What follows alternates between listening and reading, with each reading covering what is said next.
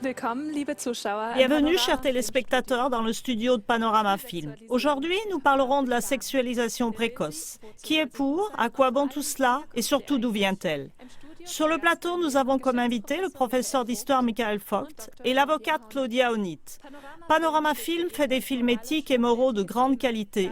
C'est pourquoi ce n'est pas une tâche facile d'exposer tous les faits, les origines des actes et les pratiques insoutenables concernant ce sujet, comme cela a été fait pour cette documentation. Selon Ivo Sazek, auteur et producteur de ce film, rien que le fait de citer les différents événements frôle déjà l'immoralité. L'impression que toutes ces choses vont s'imposer globalement si on ne les met pas à la lumière à temps et sans ménagement a fait décider Panorama Film de diffuser d'une façon non censurée tous ces faits. Ainsi, nous ne vous souhaitons pas un bon divertissement en regardant ce film. Mettez vos ceintures et faites-vous votre propre opinion sur ces choses.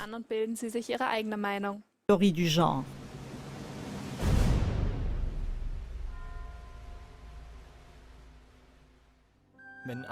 Et quiconque est une occasion de chute pour un de ces petits qui croient en moi, il serait avantageux pour lui qu'on lui eût pendu au cou une meule de moulin et qu'il eût été noyé dans les profondeurs de la mer. Gardez-vous de mépriser un seul de ces petits, car je vous dis que les anges dans les cieux voient continuellement la face de mon Père qui est dans les cieux. Car je vous dis en vérité, tant que le ciel et la terre ne passeront point, il ne disparaîtra pas de la loi un seul iota ou un seul trait de lettre jusqu'à ce que tout soit arrivé. Celui qui enseigne l'humanité exerce le pouvoir sur elle. Nos enfants se trouvent sous une puissance d'influence croissante de la part des directions de l'éducation, des corps enseignants et nouvellement aussi de la part des pédagogues sexuels externes. De quelles sources proviennent-ils? Qui cherche, trouve. Suite aux paroles et aux œuvres de Jésus, une nouvelle chronologie du temps a été installée. Est-ce que les enseignants d'aujourd'hui savent encore ce qu'ils font quand, malgré ces avertissements massifs, ils enseignent aux mineurs dès leur plus jeune âge l'éducation sexuelle et les stimulent sexuellement?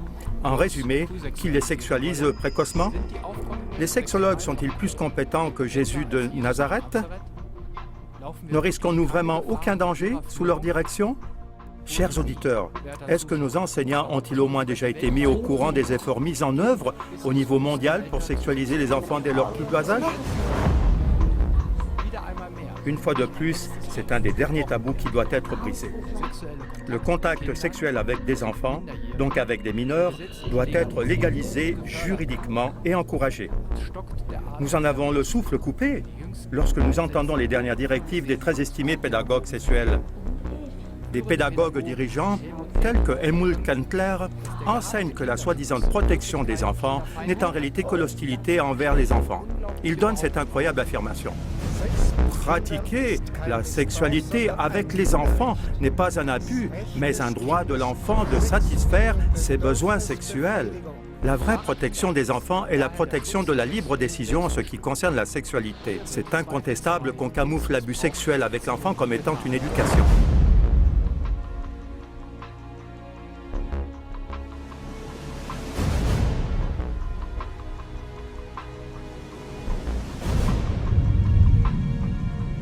Les adultes doivent parler de pornographie avec les enfants. C'est ce que déclare la pédagogue allemande Carla Etchenberg. Elle exige même, comme les jeunes socialistes suisses, d'intégrer la pornographie aux cours pour enfants. Le mouvement antigénocide AGB pense qu'à de telles revendications, il faut opposer durement et sans compromis les droits qui sont encore valables aujourd'hui et maintenant. La pornographie, Code pénal, article 197. Premier point. Quiconque propose, montre, donne ou rend accessible des écrits pornographiques, de l'audio ou des enregistrements photos, des reproductions ou des objets de ce genre, ou des projections pornographiques à des personnes de moins de 16 ans, ou qui les diffusent par radio ou par télévision, sera puni d'une peine de prison ou d'une amende. Second point. Quiconque expose ou montre publiquement des objets cités au paragraphe 1, ou s'il les montre ou les propose sans qu'il y soit sollicité, sera puni d'une amende. En outre, les enfants doivent être protégés de tout produit pornographique et chaque personne doit être préservée de devoir regarder des représentations au contenu sexuel contre son gré. Comparez l'article 358 et directive donnée par Télécommunications du 25 mars 1992, article 18, paragraphe 1. Ce principe, selon le mouvement antigénocide AGB, doit avant tout être appliqué aux opérateurs de téléphones portables, car aujourd'hui, pratiquement chaque enfant a son propre portable. Dans un article de base des pédagogues sexuels et l'école, du Centre de compétences des pédagogues sexuels et l'école, de l'Université pédagogique de la Suisse centrale, PHZ, on trouve ces buts clairement visés avec nos enfants. L'enfant est un être sexuel. La base de la pédagogie sexuelle est la définition de l'homme comme étant un être sexuel dépendant d'une éducation. Ou en d'autres mots, l'affirmation des enfants et des jeunes comme étant des êtres sexuels. Cette première conclusion, qui tord le sens fondamental, ouvre grandes les portes de la pédophilie. En d'autres mots, on peut dire, tant que cela plaît à l'enfant, tout est légitime.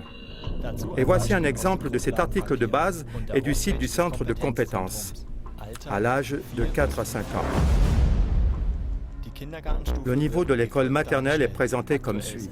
Sont actuels, jouer au docteur, la connaissance de soi voluptueuse, propre stimulation, semblable à la réaction de l'orgasme, jeu de rôle, famille avec 2 papas et 2 mamans, les embassades, les relations sexuelles, l'intérêt érotique par rapport aux parents, l'envie et les jeux génitaux, l'expérience des premières relations intimes et amoureuses. De ceci ressortent les points principaux pour les cours. A. Nommer les différentes parties du corps, y compris les organes sexuels. B. Prendre conscience de son corps par le jeu, y compris l'excitation sexuelle. C. Les relations amicales, marquer des frontières, respecter les sphères intimes, les siennes propres et celles des autres. D. La procréation, comment effectuer l'acte sexuel et que de cela naît un enfant. Et ceci pour des enfants de 4 à 5 ans. À l'âge de 6 à 12 ans, des activités avec ceux de son âge. Dévalorisation ou plus exactement le rejet de l'autre sexe. Comportement timique selon le sexe, le cas échéant caricaturé à outrance. Présentation provocatrice, voire même agressive vis-à-vis de l'autre sexe. Atteinte tabou. Le cas échéant, l'intérêt et l'attrait érotique envers le même sexe. À partir de quand est-on mûr pour baiser? De ces sujets résulte le contenu des cours. La sexualité et le langage. Les gros mots. Un interview avec des pédagogues externes en fonction à l'école dit que l'on doit donner à chaque enfant, qu'importe son âge, les explications correctes en ce qui concerne, par exemple, les mots enculé, giclé et pire encore, s'il a entendu ces expressions sans les comprendre. La procréation, la grossesse et la naissance, les différentes formes d'amitié, de relations et de vie. On inculque aux enfants toutes les anomalies définies nouvellement comme normales.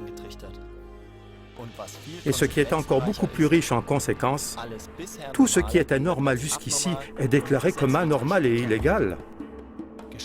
Le rôle des sexes, le renversement des rôles, par exemple la mère qui travaille et le père au fourneau, l'orientation sexuelle, tout est permis tant que ça fait plaisir. Les premières règles, les premières éjaculations, HIV, SIDA, les infections sexuellement transmissibles, les harcèlements sexuels, la violence, la masturbation, spécialement pour les garçons, mais aussi pour les filles, comme complètement normal et même important. À l'âge de 12 à 16 ans.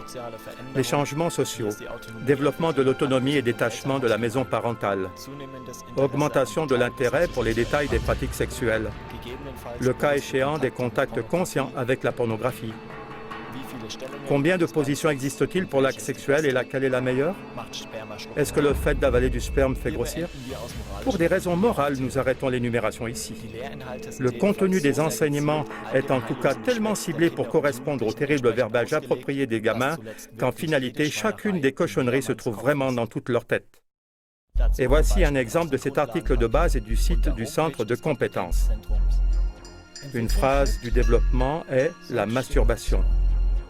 Provoquer des réactions semblables à l'orgasme. Le comportement. Découverte de nouvelles régions du corps comme source de nouvelles sensations de plaisir.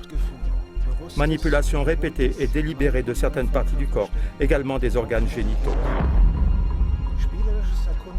La découverte des rôles sexuels par le jeu, par exemple jouer à papa et à maman, ou à des familles avec deux mères ou deux pères, ou seulement un parent, des jeux amoureux, l'acte sexuel, ou au travers des jeux de docteur, aussi la découverte du corps de l'autre, la satisfaction de la curiosité naturelle.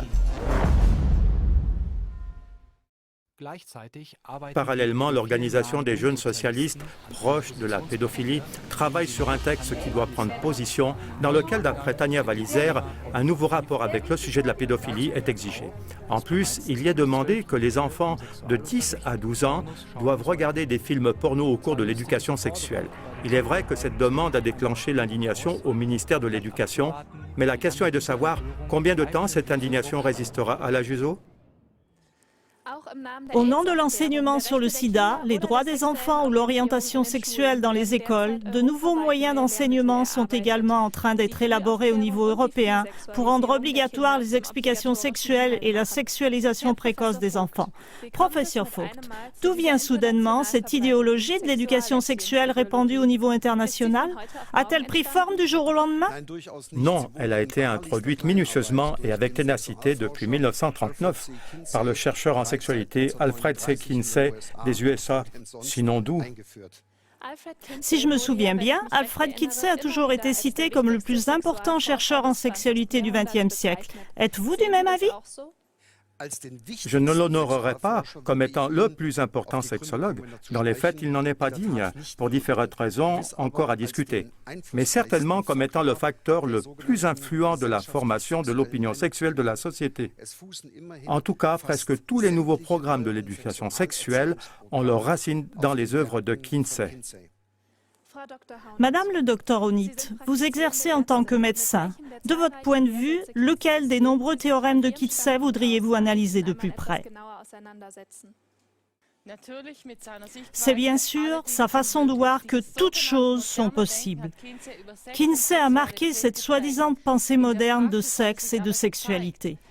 Dans la pratique, il s'est avéré que c'est une pensée extrêmement dangereuse parce qu'elle a conduit à d'innombrables actions criminelles.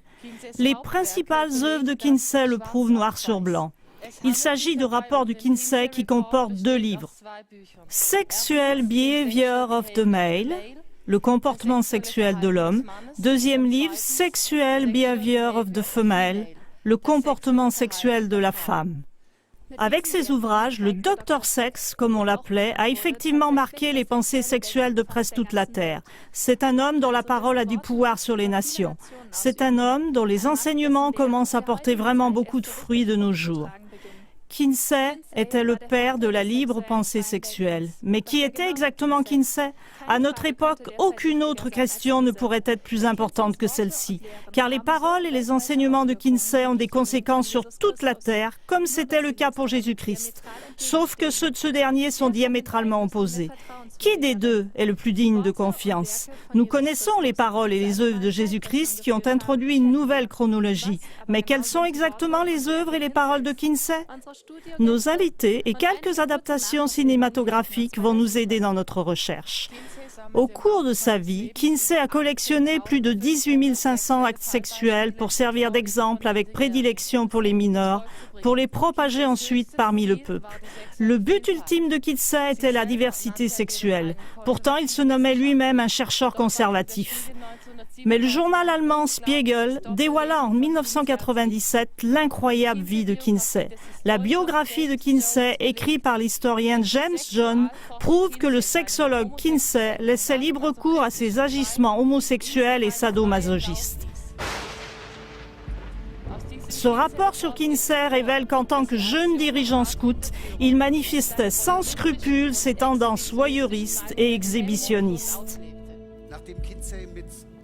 Après que Kinsey, rempli de haine, eut quitté son foyer familial chrétien, il a rassemblé des collaborateurs pour faire des recherches scientifiques sur le comportement sexuel des gens et avant tout des enfants mineurs. Chaque collaborateur devait mettre à la lumière sa vie et son comportement sexuel. Dans une pièce secrète de sa maison, Kinsey organisait régulièrement des jeux de sexe de groupe avec ses collaborateurs et des invités bien choisis. Il a même obligé sa femme à y participer. Kinsey a fait filmer des scènes homosexuelles, hétérosexuelles et sadomasochistes par une équipe de caméramans professionnels. Malgré la pression qui les rendait malades, ses collaborateurs ont participé parce qu'ils craignaient pour leur carrière. Des personnes étaient engagées chez Kinsey, comme Clyde Martin, un statisticien qui n'avait cependant aucune formation professionnelle. Malgré tout, il était responsable de toutes les données des analyses statistiques. Tout le projet était financé par la fondation Rockefeller. Par la suite, ceux-ci ont affirmé avoir exigé de façon répétée un statisticien professionnel, mais Kinsey restait inflexible. Kinsey lui-même souffrait d'un sadomasochisme extrême. Il paraît que de façon répétée, il pratiquait des manipulations violentes et extrêmement douloureuses sur ses organes génitaux. En plus de ses relations homosexuelles avec ses collaborateurs Pomeroy et Martin, il s'éclatait dans le milieu homosexuel de Chicago.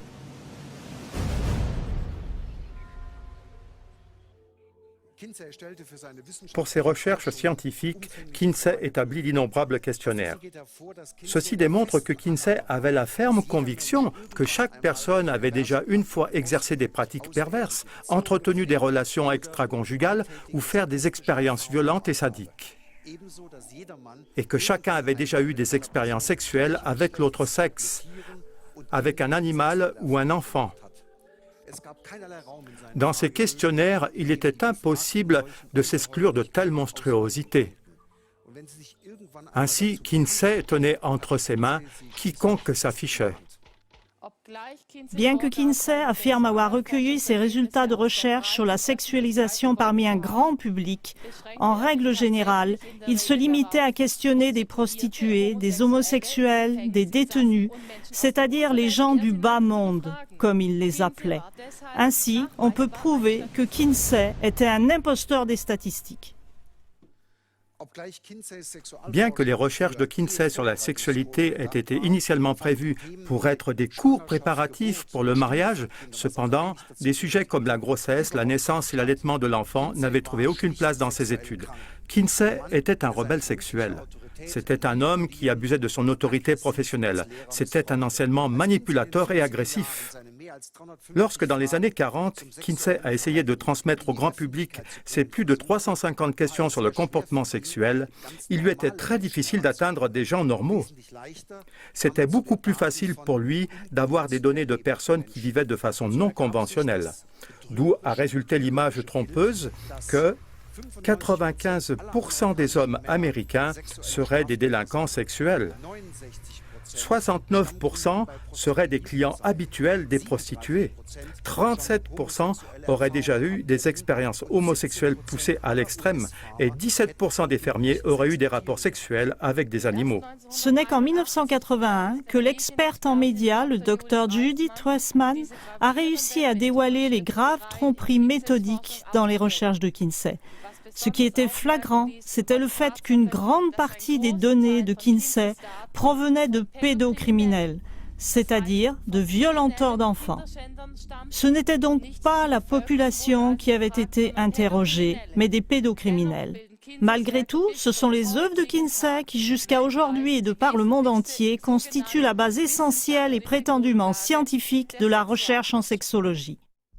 Même l'écrit « Fondement de la pédagogie sexuelle et de l'école », sur lequel se base le plan d'enseignement numéro 21, sous le titre « École primaire », prétend que la description d'une phase de développement de l'enfant pendant laquelle la sexualité serait au repos, la phase latente, était à réfuter empiriquement. Empirique veut dire que des expérimentations le prouvent. Et c'est exactement sur les expérimentations de Kinsey que repose le plan d'enseignement numéro 21 et presque tous les autres programmes sur la sexualité de par le monde. La plupart des directeurs d'école n'ont aucune idée des bases de ces expérimentations.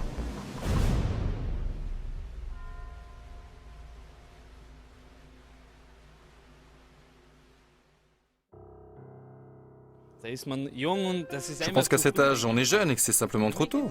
Franchement dit, c'est débile. Nous avons nous-mêmes 2 enfants. Le petit a 3 ans et le grand n'a même pas encore 5 ans. Je ne saurais vraiment pas ce qu'il devrait faire avec cela. Nous trouvons cela absolument pas correct. Je ne suis pas pour. J'espère que c'est une blague. Je ne trouve pas que ce soit une bonne chose. Et je pense qu'à 4 ans, que peut-on faire de ces choses? Cela ne leur apporte rien du tout. Ce n'est même pas un sujet pour cet âge, non? Pour des enfants de 4 à 6 ans, l'école maternelle? Je dirais que c'est un peu tôt. À 4 ans, vous dites? Non, je trouve que ce n'est pas bien. Non, je ne trouve que ce n'est pas une bonne chose. Chez nous, de toute façon pas. Il n'en est pas question. Et je ne trouve pas bien que des enfants en bas âge soient confrontés avec le sexuel. Ce n'est pas OK. 4 ans? À cet âge, on veut apprendre, jouer, être un enfant. Et puis, ils ont autre chose en tête. Je pense qu'il faut l'attitude pour. Et cela ne va vraiment pas. Non, je ne voudrais pas de ça. Il est beaucoup trop tôt pour avoir cette éducation. Je ne veux pas de ça. Je suis catégoriquement contre. À l'école maternelle déjà, je trouve cela très grave. Franchement, je trouve cela bête. C'est simplement trop tôt. Cela ne fait pas partie de l'enfant. Un enfant doit jouer dans la rue et ne pas penser à de telles choses.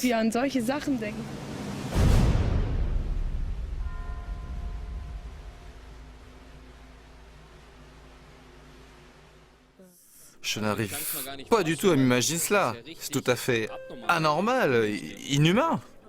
Impossible. Justement, c'est très grave que peut-être par cette occasion, il y a des personnes qui s'excitent. Je n'avais même pas pensé à cela, mais c'est la pire chose que je peux m'imaginer. C'est effroyable d'entendre une chose pareille. D'une certaine façon, cela est assez insolite. De toute manière, cela n'est pas bon du tout. Si je devais envoyer mon enfant à l'école maternelle, en sachant cela, je me mettrais en colère. Je ne sais pas ce que je ferais. Mauvais, ce n'est pas bon. Pardon? Je trouve cela terrible. Non, je ne sais plus que penser.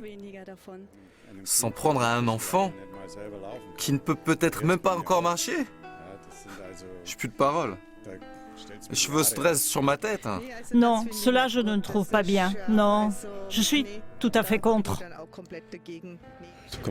Une étude pareille est complètement débile.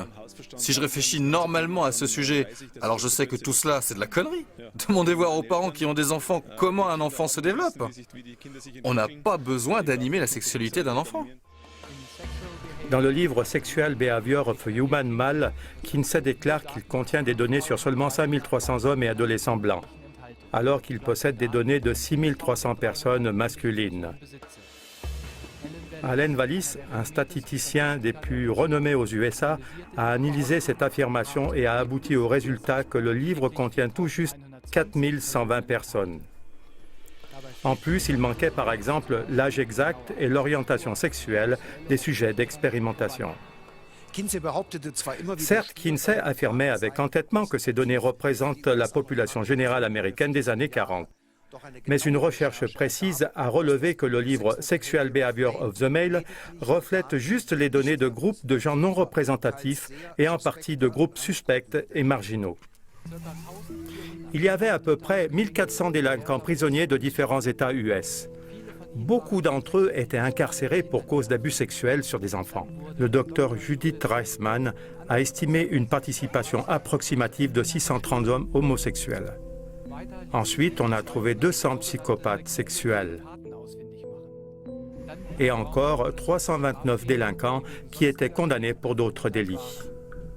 Ensuite, encore au moins 317 enfants masculins de l'âge de 2 mois à 15 ans qui ont été abusés sexuellement, mais on soupçonne qu'il y en ait eu beaucoup plus. Et encore 350 écoliers avec un comportement déviant. Et pour finir, il y avait encore un groupe de personnes criminelles que Kinsey déclare être du bas monde. Un cas évident de propagande mensongère, moyennant l'imposture des statistiques. Lorsque Kinsey fut critiqué de façon répétée à ce sujet, il dit « Ce point de vue se base sur la vieille fausse conclusion que les criminels sont différents du reste de la population. »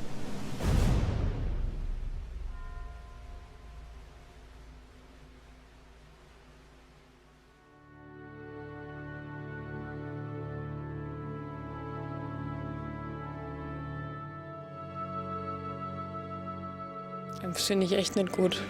Je trouve que cela n'est vraiment pas bon. C'est-à-dire que l'on prend des cas extrêmes pour en faire un principe. Très peu pour moi, vraiment pas. Oui, c'est fou. Pourquoi demande-t-on à de tels groupes? Ce n'est pas une moyenne? Vraiment, c'est étonnant. Je trouve que c'est plus qu'invraisemblable. Je crois que plus d'une personne serait horrifiée si elle savait cela. Elle donnerait une autre réponse si elle savait quels étaient ses mauvais antécédents et quelle vie il a menée.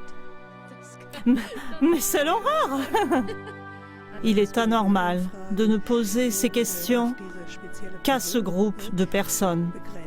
Et cela ne représente aucunement la vie de la majorité. Je ne peux pas me mettre à la place d'un pédophile. Cela me surprend un peu, ces statistiques. Qu'il n'y aurait pas de différence. Et cela remet en question le fonctionnement de ce concept. Non, il ne faudrait même pas leur poser la question. Moi, je ne peux même pas me l'imaginer, car ces personnes sont des malades, et la société dans l'ensemble n'est pas malade. C'est le problème des études. On peut faire dire n'importe quoi aux gens, non? Très peu pour moi. Je ne trouve pas bien que l'on tienne compte de leur opinion. Ce ne sont pas des personnes compétentes. Justement, ceux qui ont fait du mal à des enfants ou à d'autres personnes à cause de ce sujet, ce sont eux que l'on a interrogés. Je ne sais pas si cela est judicieux ou si le thème est d'actualité. Je trouve que ce sont des malades qui n'ont rien à faire en public. Avec cette maladie, faut les envoyer sur la Lune, quoi.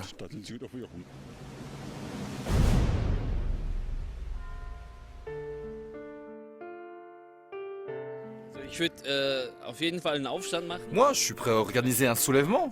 Ça, je pourrais très bien le faire. Ce n'est pas seulement mon problème, c'est notre problème. Ce sont nos enfants. Ils seront la prochaine génération. Ce sera notre avenir. En tout cas, il faut réagir. Rester à la maison, regarder la télévision et dire « Oui, cela va s'arranger d'une façon ou d'une autre. » Non, cela ne s'arrangera pas. Il faut réagir assez tôt et entreprendre quelque chose pour ne pas en arriver là.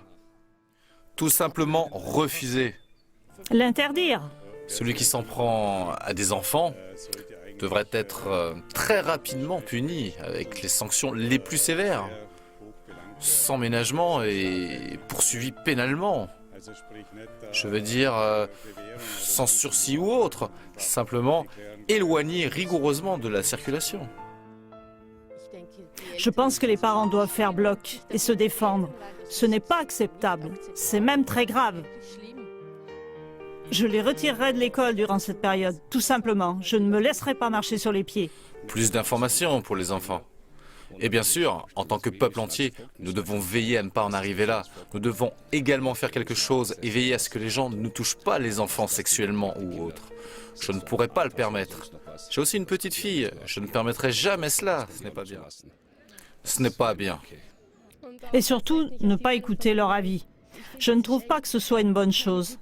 Je l'interdirai à mon enfant. Il faut être contre une telle chose. Je veux dire qu'en pareil cas, le peuple doit se souder et agir contre. Surtout les parents, s'ils ont des enfants qui sont dans cette situation. Moi, je retirerai mon enfant. Car il est honteux de dire ce qu'ils font en secret. Dans le livre Sex Offenders, paru en 1965, Kinsey défend l'abus sexuel des enfants avec ces paroles. L'épouvante avec laquelle notre société regarde un adulte qui a un contact sexuel avec les jeunes enfants est relativisée si nous examinons le comportement d'autres mammifères.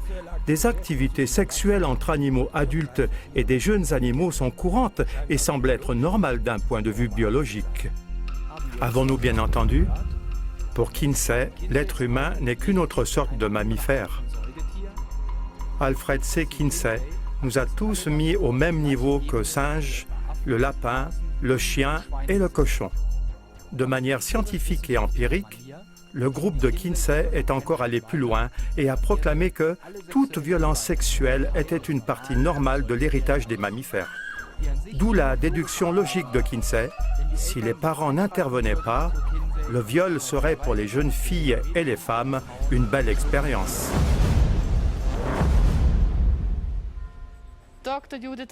Le docteur Judith Reisman souligne dans son étude sur Kinsey que ces minimisations extrêmes des abus sexuels avaient même des répercussions sur la législation américaine, au point que, par exemple, le viol a été redéfini et la sanction pénale a été allégée. Alfred Kinsey s'est même moqué du FBI lorsqu'en 1950, ils ont mis en garde contre une augmentation des délits sexuels. En minimisant les crimes les plus infects envers les enfants, il a insolemment publié que le véritable dégât, bien pire, a été causé par l'hystérie des adultes. On comprend difficilement pourquoi un enfant est effaré si l'on touche ses organes génitaux, voire même qu'il soit effaré par des actes sexuels spécifiques, à moins que ce soit à cause d'une empreinte culturelle. Le penchant sexuel d'Alfred, c'est Kinsey essentiellement pour des enfants, s'est révélé clairement dans les 1888 cas d'exemples d'actes sexuels d'enfants et d'adolescents mâles âgés de 5 mois à la post-puberté, ainsi que de 147 filles âgées de 2 ans à 15 ans. La base des tests. Les garçons et les filles ont été stimulés sexuellement ou ils se sont stimulés eux-mêmes pendant que des observateurs pédocriminels chronométraient le temps qu'il fallait pour aboutir à un orgasme.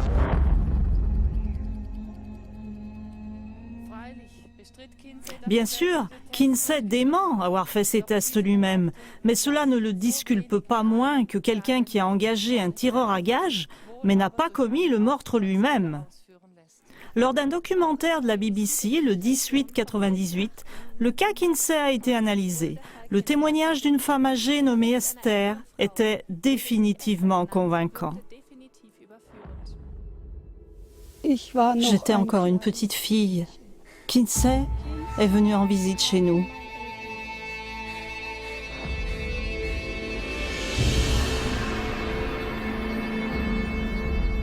J'ai été abusée sexuellement par mon père et par mon grand-père. À l'aide d'un chronomètre, ils ont enregistré mon comportement sexuel. Le tout a été filmé et remis à Kinsey.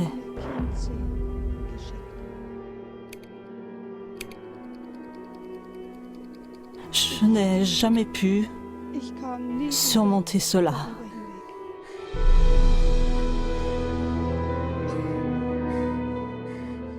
Un membre de l'équipe, Paul Gebhardt, a avoué lors d'une interview en 1992 que l'équipe de Kinsey avait recruté des pédocriminels pour obtenir des données scientifiques sur la prétendue sexualité normale de l'enfant. Il disait « Nous leur avons demandé aux délinquants sexuels de faire des observations, de prendre des notes et, si possible, de chronométrer et de rendre des comptes. »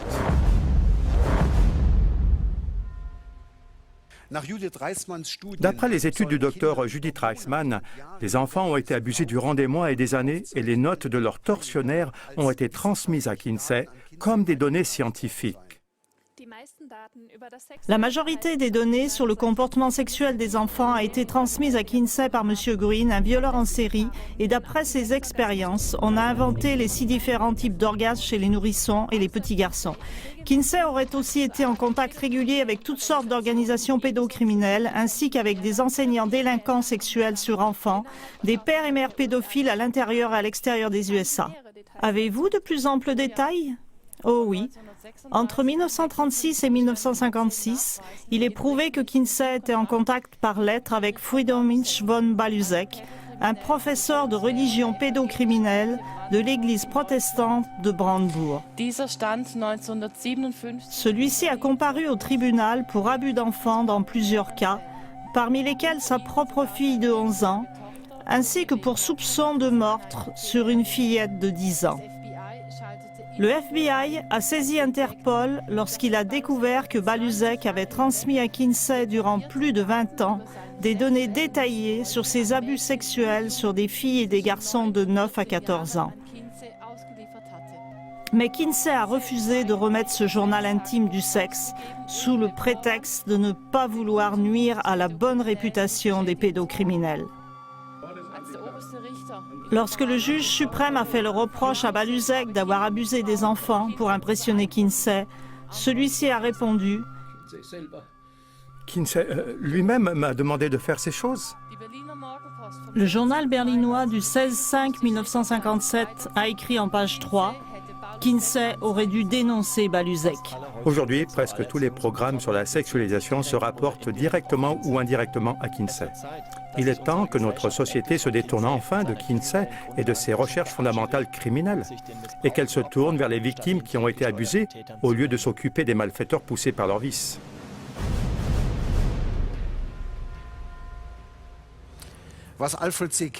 Ce qu'Alfred Kinsey a nommé sexualité normale des enfants n'était rien d'autre que de la torture sexuelle envers des enfants.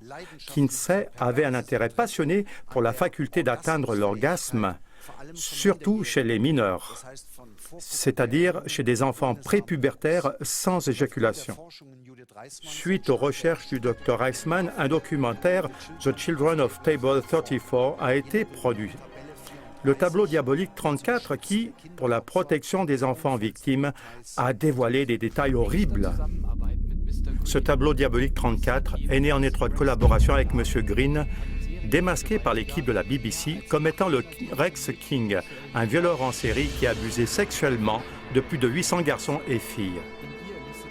Dans ce tableau, Kinsey a classé les facultés d'orgasme de pas moins de 317 nourrissons et enfants masculins.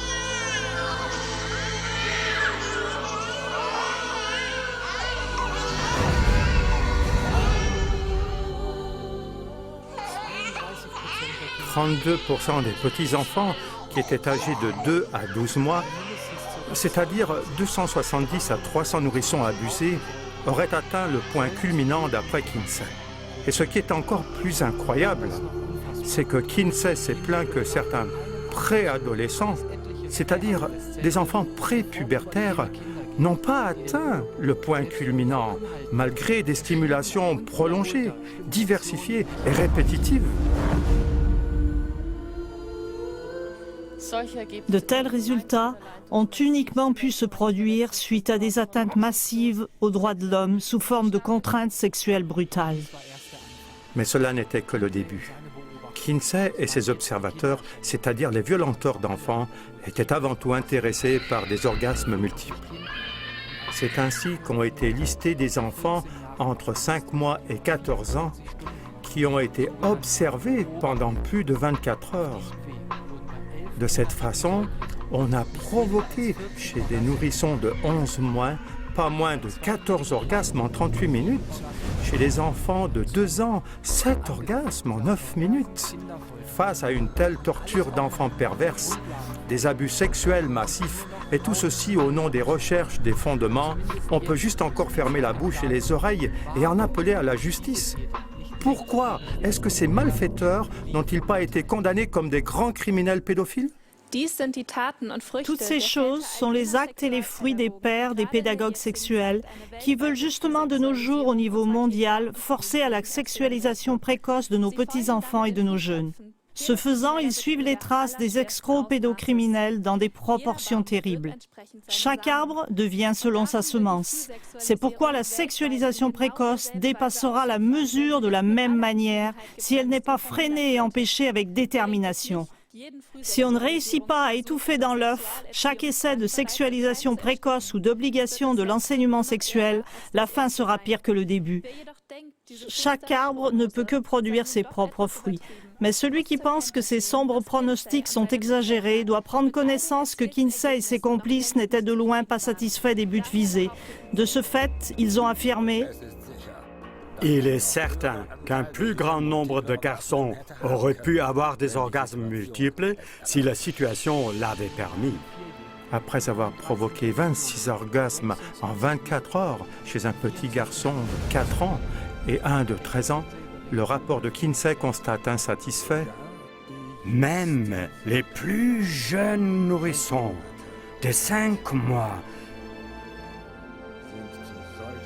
sont capables d'avoir de telles réactions répétées et que dans ce même laps de temps, il aurait été possible d'obtenir encore plus.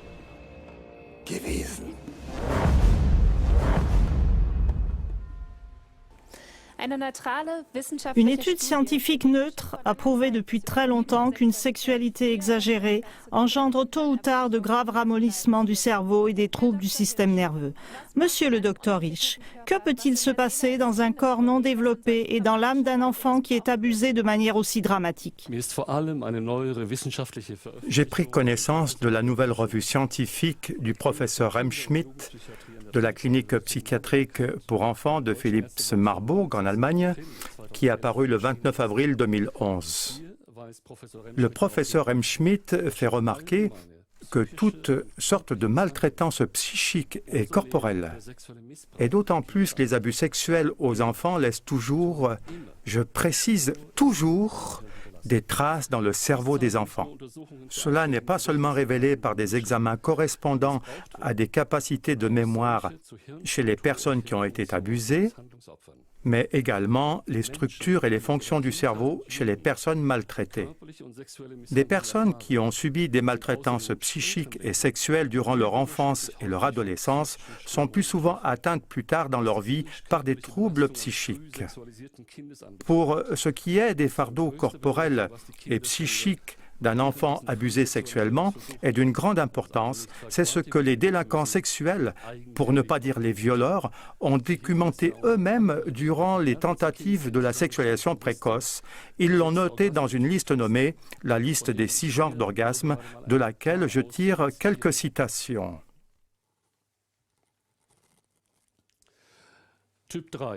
Troisième genre, une tension extrême avec des agitations crispées, c'est-à-dire des convulsions, souvent liées à un soudain soulèvement et relâchement de tout le corps. Souvent, les jambes deviennent raides et les muscles se crispent et deviennent durs. Les épaules et la nuque sont raides et souvent penchées en avant. La respiration est arrêtée ou haletante. Les yeux sont figés ou fermés très fort. Quatrième genre, les mains se cramponnent, la bouche est déformée et parfois la langue sort. Tout le corps ou une partie seulement est atteint de crampes spasmodiques, parfois en synchronisation avec de forts coups de pulsation. Des convulsions encore plus fortes, c'est-à-dire des convulsions de tout le corps. La respiration est difficile, des soupirs et des sanglots, de violents cris, parfois accompagnés de larmes, surtout chez les plus petits enfants. Cinquième genre, le tout cumulé jusqu'à un tremblement extrême, un collapsus. D'autres choses de ce genre et parfois un évanouissement. Sixième genre, des douleurs ou des craintes à l'approche de l'orgasme. Certains sujets souffrent de douleurs extrêmes et crient quand le mouvement est maintenu ou si la partie génitale est seulement touchée. Mais si quelqu'un scandalisait un de ces petits qui croient en moi, il vaudrait mieux pour lui qu'on suspendît à son cou une meule de moulin et qu'on le jetât au fond de la mer. Ce qui est cité plus haut est de la pure torture d'enfants. Et c'est ce qui arrivera au niveau mondial si on laisse libre cours à la sexualisation précoce.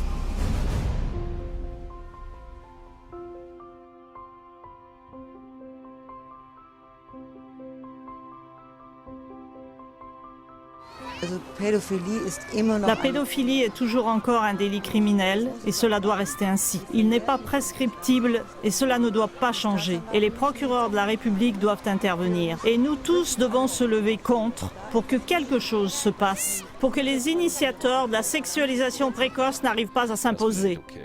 Je trouve que cela n'est pas bien. C'est une chose qui ne devrait pas arriver. Je n'arrive pas à me l'imaginer. S'il devait arriver une telle chose à mon enfant, je sais pas ce que je ferais. Je n'arrive pas à l'imaginer. Comme dit normalement, de telles personnes devraient tout de suite être enfermées dans des hôpitaux psychiatriques terminés. Je n'arrive pas à me l'imaginer, car ces personnes sont malades. C'est horrible qu'une telle chose existe. Mais je dois dire que ce sont des cochons. Je croyais ne pas bien entendre. La perversité sexuelle et les penchants du plaisir personnel sont exploités par la recherche. Ce n'est pas possible qu'une telle chose se passe. Il faut établir de nouvelles lois pour que cette perversité cesse. Je trouve que c'est effrayant. Je ne pourrais pas m'imaginer que ma fille ou mon fils, en tant que nourrisson, soit touché de cette manière. Cela ne va pas du tout. C'est terrible. Oh mon Dieu. C'est horrible. C'est grave. Je ne sais pas quoi en dire. Ce n'est pas normal. Après ces découvertes, Kinsey aurait dû travailler avec le même engagement pour durcir les lois. Au lieu de cela, il a abusé du devoir de recherche. Oh mon Dieu, toutes ces personnes devraient aller en prison et être abattues. Non, vraiment, la peine la plus sévère. La perpétuité. Pour qu'elles ne puissent plus jamais faire une telle chose. Car si elles le font une fois, elles le referont certainement. C'est dur, mais pour cela, je n'ai pas de pitié. Il faut les enfermer pour toujours. Si on ne veut pas que cette sorte de violation criminelle d'enfants ne devienne une épidémie d'abus, à présent, il n'y a qu'une seule chose qui peut aider, une résistance par l'information. Toutefois, non au travers de compétences pornographiques des enfants, mais par une protection radicale des enfants de la part de l'État contre toutes sortes de contraintes de sexualisation et tout essai de sexualisation précoce. Il est à observer que toutes ces atrocités ont été systématiquement déversées parmi les peuples depuis 1938 comme étant la pédagogie sexuelle moderne. Bien sûr, Alfred C. Kinsey n'a jamais présenté les résultats de ses recherches comme des expériences perverses d'un violenteur d'enfants. Au lieu de cela, il les a présentés comme première preuve scientifique que les enfants ont un besoin sexuel dès leur naissance. Et justement, de nos jours, ces agissements criminels portent leurs fruits au niveau mondial dans la déclaration des droits de l'enfant à avoir des expériences sexuelles. Le programme 21 introduit l'enseignement sexuel dans toutes les écoles suisses. Sur le plan international, on travaille actuellement à différents niveaux pour créer de nouvelles bases et lois qui font de tout refus d'une éducation sexuelle obligatoire et complète à l'école un délit dans les règles. L'obligation de ce programme de sexualisation est déjà formulée de telle façon qu'on ne peut même pas en être dispensé si on fait appel à la liberté de religion. Aucun argument ne sera pris en considération, ni les excuses morales et éthiques des parents, ni le refus des enfants non intéressés. Quel est l'esprit qui règne ici? Ces lois sont déjà en vigueur maintenant. En 2010, en Allemagne, des pères et des mères ont été incarcérés jusqu'à 40 jours ou ont été condamnés à 1 000 € d'amende pour avoir refusé d'envoyer leurs enfants aux cours de sexualisation. Il n'y a que le peuple qui peut dire non à des contraintes aussi sectaires et extraordinairement dictatoriales. Nous disons non à l'éducation sexuelle obligatoire. Nous disons non à l'éducation sexuelle obligatoire et non à l'éducation sexuelle complète à l'école. Le programme national, le VIH et les maladies sexuellement transmissibles du BAG, BAG, veut promouvoir une éducation sexuelle globale. Le document de base du BHZ et du BAG est à la base pour une éducation sexuelle obligatoire et légale pour tous les citoyens suisses. Le ministère de la Santé, BAG, demande une éducation sexuelle précoce au nom de la protection contre les épidémies. La loi de l'école bâloise s'efforce d'officialiser rapidement l'éducation sexuelle comme transition jusqu'à l'introduction du programme 21. Au nom de la protection de l'enfant et du conseil pour les mères, on veut introduire la sexualisation précoce en distribuant des brochures informatives. L'introduction légale d'une éducation sexuelle obligatoire est imminente. Elle ne peut être ni refusée, ni contournée, ni critiquée avec l'argument de la liberté de religion. Mais avant que ces lois ne soient définitivement appliquées, il faut poser au moins 10 questions importantes. Pourquoi les médias ne critiquent-ils pas les déclarations inhumaines de Kinsey sur les abus sexuels, avec les mêmes mesures conséquentes qu'ils le font pour les affaires de sexe anodines de personnalités influentes? Où sont tous les experts en secte? Est-ce que Kinsey était trop peu hostile aux enfants ou trop peu influent? Pourquoi les médias ont-ils soutenu les viols d'enfants de Kinsey de manière si anodine qu'ils se rendent même co-coupables des tourments infligés durant des années à d'innombrables enfants en bas âge et mineurs? Pourquoi, après les révélations des faites par le docteur Judith Reichmann, n'y a-t-il pas eu d'explication publique sur les données de Kinsey? Pourquoi la Centrale fédérale pour les informations sur la santé a-t-elle continué à publier les données de Kinsey comme une brochure représentative? Et ce, en pleine connaissance des travaux d'information du docteur Reichmann? Pourquoi le film hollywoodien, plusieurs fois primé, Kinsey, La vérité sur le sexe, a-t-il réussi à arriver dans les cinémas allemands en 2005? Quelle institution l'a primé? À partir de quel âge était-il autorisé? Comment se fait-il que ce film n'a pas révélé la vérité sur Kinsey? Mais contre toute connaissance, ce film a transmis le message que Kinsey avait enfin apporté la liberté sexuelle à l'Ouest? Serait-il possible, même si cela paraît incroyable, que des personnes dirigeantes, membres de la direction de l'éducation, des politiciens influents et une grande partie des médias, à commencer par Hollywood, etc., soient tous de mèche avec les délinquants sexuels? Tous ces cercles de personnes mentionnées n'auraient-ils pas à redouter un examen sérieux pour cause de soupçons de complicité pédocriminelle? Est-ce qu'ici a lieu un noyautage organisé et privé par les représentants du peuple, un contournement ciblé de règlements d'ordre démographique? Est-ce qu'un faux pouvoir public est à l'œuvre? Cette possibilité n'est pas à exclure, car même en Ukraine, des séminaires et des formations pour le corps enseignant sont régulièrement organisés par des donateurs. Qui sont-ils exactement? Ils viennent surtout de Suède. Cela n'a pas lieu dans des lieux publics ou dans les écoles, mais dans les salles ou des hôtels loués par des professionnels externes. Ensuite, ces études sont systématiquement évoquées pour prouver combien il est important et nécessaire pour les enfants de faire des expériences sexuelles le plus tôt possible. Un porte-parole de l'Église orthodoxe a dit « On procède de façon systématique pour noyauter et pour détruire une nation. » Si on regarde de plus près, on voit que la puissance motrice de tout cela sont les organisations homosexuelles, lesbiennes et d'autres de ce genre. En Suisse, à côté de beaucoup d'autres, ce sont par exemple la Pink Cross, la JUSO pro-pédophile, les gays suisses, l'Organisation suisse des lesbiennes, l'Association des amis des homosexuels et toutes sortes de pédophiles clandestins non connus. Dans leurs documents de prise de position, ils demandent de façon radicale la poursuite de la libération de la société, c'est-à-dire les termes de la société, masculin et féminin, doivent être supprimés. Les orientations sexuelles et les concepts de partenariat doivent être libérés de toute norme. Par exemple, la relation avec plusieurs partenaires. La famille ne doit plus se baser sur la parenté biologique, mais sur une interconnexion sociale sans normes fixes. Par exemple, un enfant doit avoir le droit à 4 parents. Celui qui fait des recherches plus approfondies sur Kinsey et ses semblables devra constater que leur but repose dans le rétablissement et le retour au rituel païen. La prostitution hétérosexuelle et homosexuelle, la pornographie entre adultes, entre les enfants et entre adultes et enfants, et encore beaucoup plus.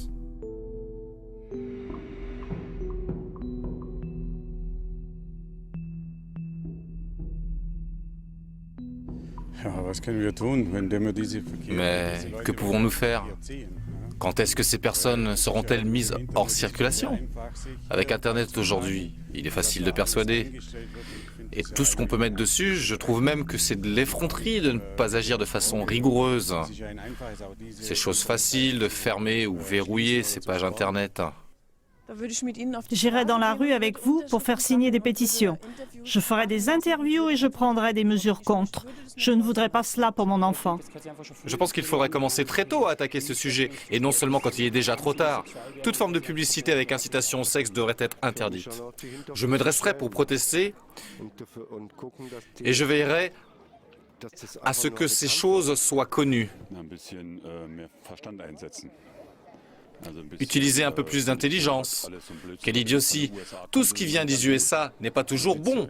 On en voit le résultat. On doit veiller soi-même sur ses enfants. L'État ne fait pas grand-chose.